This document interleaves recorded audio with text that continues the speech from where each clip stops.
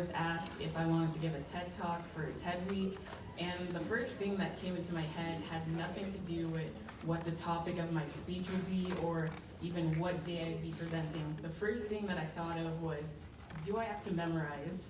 And through this, I started thinking about memorization as a skill. Why is there such an emphasis on memorizing speeches? Because if you really think about it, a speech read off of note cards contains the exact same words and the exact same phrases as a speech that is recited offhead. Yet there's still such an emphasis on memorizing speeches. To understand why this occurs, we need to look past the surface level of memorization and look at how psychological and societal effects lead into the emphasis on memorization. So psychologically, memorization has an effect on a speaker and the audience. When a speaker is fully aware of what they're trying to communicate down to the minuscule detail, they appear more confident. They also appear more knowledgeable.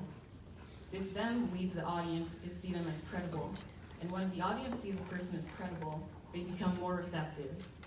And when you become more receptive, you're more willing to listen to the ideas that the speaker is saying. This then leads to a more direct line of communication between the audience and the speaker. There's no barricade of note cards that blocks me from viewing you, and it's almost as if we're having a direct communication.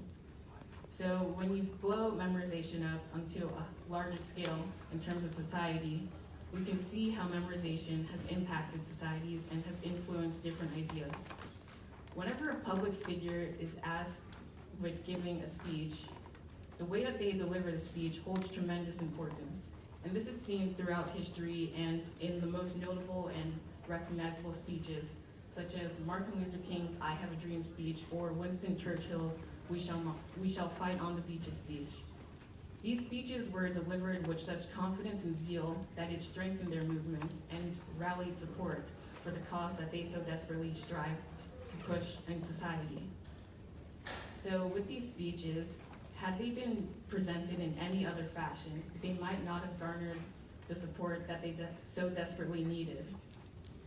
So memorization in terms of speeches can lead to the mobilization of different ideals.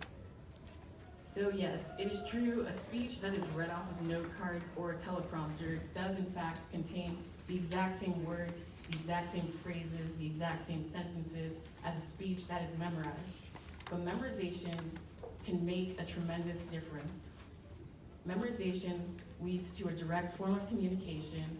Memorization has the ability to mobilize societies and influence different ideas.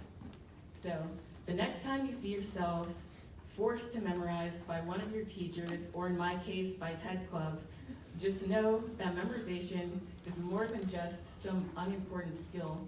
Memorization leads to communication.